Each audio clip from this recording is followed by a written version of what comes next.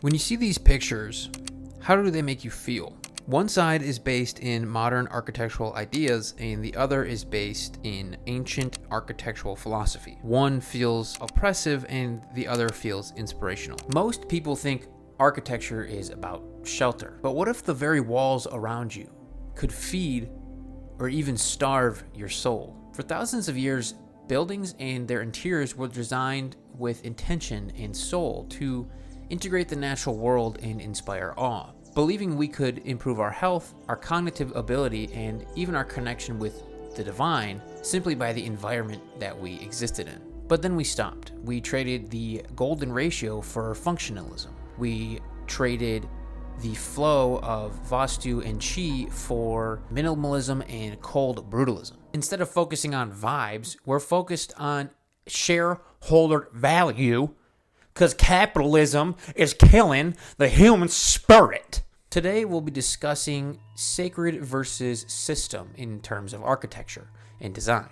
How modern society has traded inspiration for efficiency, and how modern design might be affecting you deeper than you think it is, and how it may be building a cage around your mind, maybe even your soul. I'm not an architect and I have no formal backing. However, I do think there is something to be said about what things look like and how they're made now versus how they were made and what they looked like then.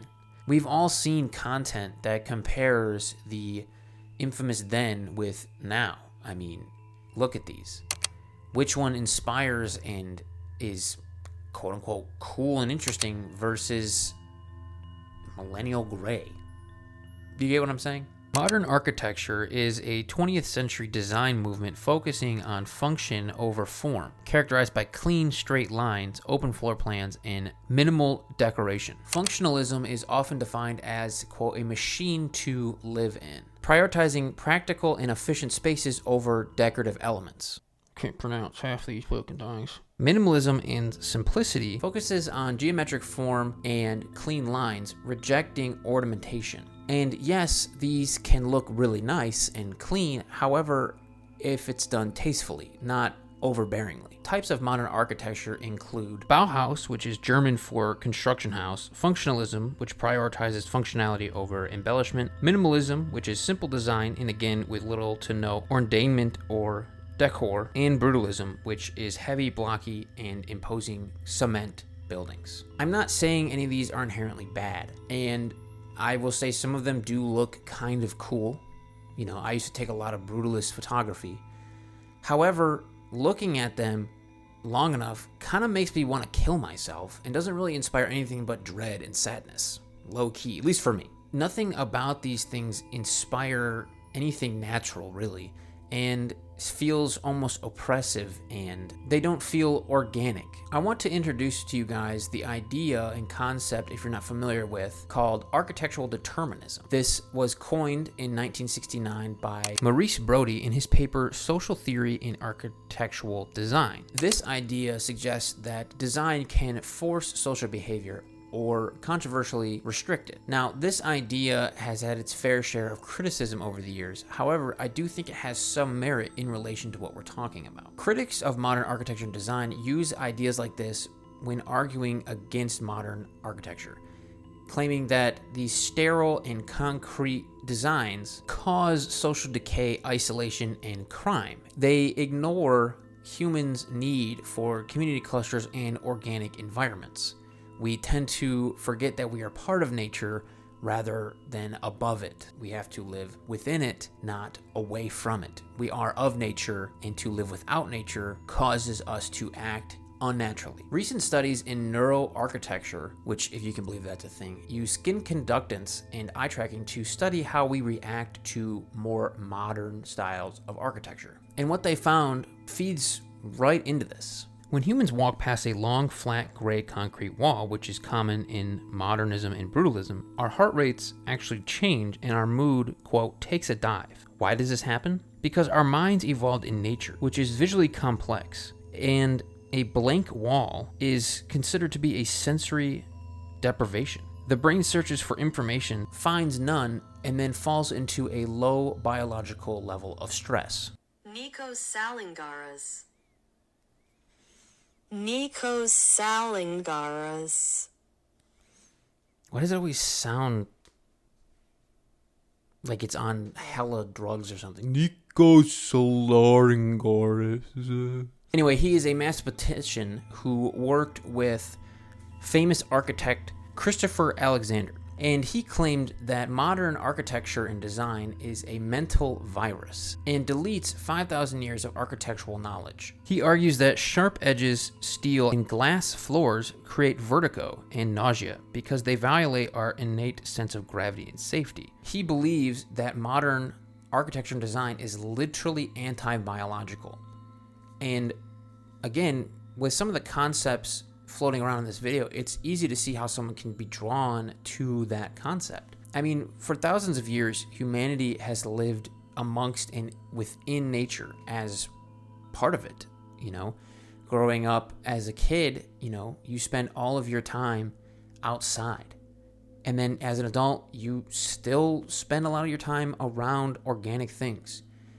And now society is prioritizing clean, simple living, and not in a wholesome kind of way. So if modern design and architecture is a virus, what would be the cure? And I believe the answer would be sacred architecture, which is a religious architectural practice concerned with the design and construction of places of worship with intention, such as churches, temples, or even houses. Sacred architecture is the religious practice that concerns itself with designing churches, temples, and even homes with specific instructions, with the idea that it can cultivate a more awe-inspiring, more divine, more energetically positive experience. Architect Norman L. Cohens suggested that the goal of sacred architecture is to make transparent the boundary between matter, mind, flesh, and spirit. Now, I'm going to go into some specific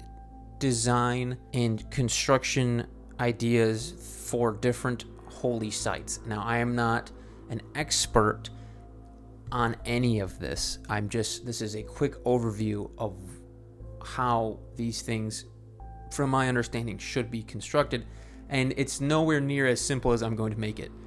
I can do a video on diving deeper into the very specific things, but for the sake of this video, I'm just going to brush over it to kind of hammer in a point. In Christianity, churches used to be built facing Jerusalem, with stained glass depicting stories from the Bible and symbolic imagery. Structures are designed to draw the eye upward, symbolizing reaching towards the heavens. In Islam, within mosques, the mihrab is to be facing towards Mecca. Now, this will always be the case in any mosque you go to. However, the design of these mihrabs are becoming more and more minimal and modern as we move forward. And they are to be adorned with a dome-shaped ceiling representing the vault of heaven and promoting unity. In Hindu temples, the temples are to be characterized by intricate designs, elaborate carvings, and symbolism resembling the cosmos, and are often adorned with carvings of gods, goddesses, and other cosmic symbols, all with the intention to inspire divinity in the minds of the devotees of whatever religion that person may follow. Now, all this to be said, I'm not saying that every religious establishment in the world is failing to do these things. I have personally been to temples and churches that are some of the coolest things I've ever seen, and also some that are just somebody's basement. I guess that sounds kind of weird when I say it, but you get the point. Think about this more when money is not an issue. When people are choosing a more modern and a more simple, brutalistic design for holy places. Now, I understand that sometimes, you buy a building for a church or a temple and it doesn't have these specific things, but when constructing a new one, more modernly built holy sites employ the ideas and practices of modern architecture and design, not adhering to the more ancient practices that are considered to be sacred. I mean, look at this. This is a modern church. This is a old-timey, old-world church. Which one to you looks cooler in general? I mean, you don't even have to get all specific and weird about it. Like, it just looks cooler. I mean, I don't even follow Christianity or Catholicism, and some of these churches look fucking lit, dude. Like, if I'm going to worship someone, I'm going to pick one over the other. Now, I'm not saying, again, I'm not trying to shit all over modernism and stuff. I mean, some of it's really nice. Some of it's really cool. But it's not organic. It's not going to affect our lizard brains in a positive way. Maybe it does for some people, but overall, humans need a natural place. They need to exist in a natural way. And again, I've been to churches that are in a gymnasium, and that's okay.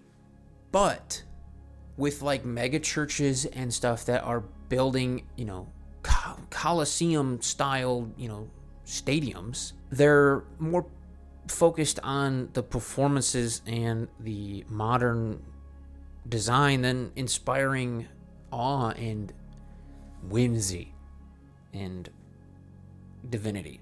Here are some examples of intentional design and architecture. Pueblo revival architecture, which is based in the idea that it is to blend into the natural world. We have Romanesque sacred architecture, which the churches are designed as symbols of faith and power. Byzantine architecture, which is to have light-filled interiors intended to represent heaven on earth. And Gothic architecture, again, with the same concepts in mind. We've all heard the concept of Qi or Feng Shui. These ancient Chinese principles are concepts that are seemingly neglected in modern architecture and design. Qi supports the ideas of curved edges, open floor plans, and minimum clutter to inspire a natural flow of energy and a more ease on the mind when approaching your house, allowing energy to circulate smoothly rather than sitting stagnantly or moving too quickly. Feng Shui is built on the idea that the environment around you shapes who you are and affects you energetically. It emphasizes spatial awareness from where you sit to where you sleep to where you do your activities and how they are all intertwined with each other, correlating with what you can see and what you can control and how that affects you. Even the structure of the room plays a role. Balancing patterns and evenly distributed lines make the rooms feel cohesive and supportive, where harsh lines and off-kiltered positioning could make a room feel uneasy or, in an energetic way, be a blockade. This all begins, of course, with the entrance to the building or house that you're entering, which is to be the tone setter for the rest of the environment. Another ancient Eastern idea known as Vastu comes from India. This concept approaches architecture and design as again, exchange and flow of energy, where even the shape of a space and the directions of things play a key role in the design.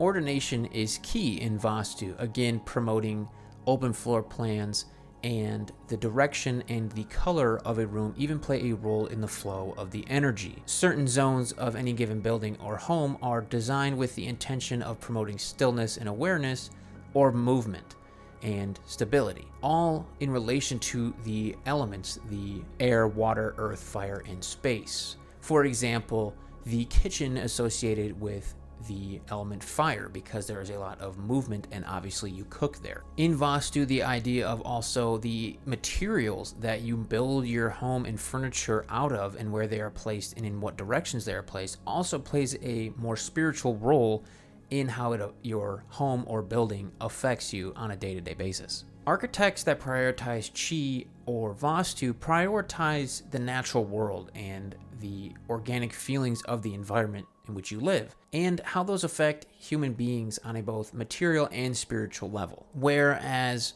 modern architecture and design focuses on efficiency and function. I've seen some really cool ass refrigerators on the internet. And then we have, you can get YouTube on your refrigerator now or whatever. Like, it seems a little ridiculous. And you can see that humans are prioritizing fast design, I guess you could say, kind of like fast fashion, where like everything is sheen and not great quality and everything's from Temu and everything kind of sucks. You can see that in, no offense, I love IKEA, but IKEA's design is very simple, and I know that has to do with like Scandinavian type design, but everything is kind of cheaply made. And I'm not trying to shit on IKEA. I love IKEA. But you get the point. Nothing is designed to last or inspire. It's designed to do a function, and that's really it. It's more like a blank canvas that nobody does anything with. I mean, I'm in a millennial gray apartment right now because it's basic, flat-lined. And don't get me wrong, some of those things are nice. Like, I do enjoy a clean countertop. However, I think there is something to be said about constantly consuming an environment that inspires sterile blankness. My day job is in a house that prioritizes black and white, clean-cut lines. And that is the more modern aesthetic, and that's fine.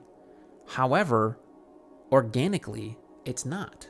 It doesn't support a fractal organic structure that our minds are designed to exist in. Modernism doesn't create vibes, it sterilizes them. And that might be my opinion, but we've all seen that photo that went around of showing a computer motherboard that looks like a city. And I think that shows a lot about what society's priorities are. I'm going to go on a bit of a rant here, and it's going to be a little bit, schizomaxing type, but hear me out. I want to live, in case this is like actually big brain. The way your house and environment and society is structured down to the interactions that you have with people, and I don't know, the where you put your energy is really, really important, obviously. And I started to think about how society runs a lot like a computer. If you kind of see human beings as the binary that a computer runs on, I guess you could say. I think it starts to develop this weird conspiracy that humans are the data and the source of energy in the computer that society is. I mean, like I said, I'm not a scientist or anything, but what if the freeways and the roads and the sidewalks are the wires and the channels that we deliver energy through? Just like how electricity passes through wires to charge devices and power electrical things. How motherboards look like cities because cities are specifically designed to act like a computer, to store and produce energy. And I know this is sound really woo-woo, but with the rise of AI, it seems like the infamous they, or just society in general, is leading towards that. I mean, on our way home and to work, we're always in a hustle, we're always in a bustle, we're always stressed, and stress produces energy all the time. It's interesting to see the parallels between the computers and how they function and how society runs as well. And I know I'm just ranting, but I do believe that humans are supposed to exist in a more simple, very calm, very still environment. And society does not cultivate that at all. I don't know.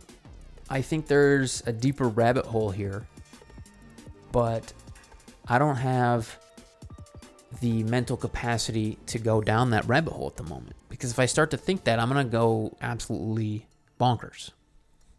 But that's all I have time for today, and I hope you guys enjoyed. And if there's any other ideas that this sparks, leave them in the comments, and like and subscribe and all that. We're almost to 50. I would really like to hit 50 subs. That'd be pretty lit. But yeah, I hope you guys have a great rest of your day, and I'll catch you in the next one. Stay toasty, my friends.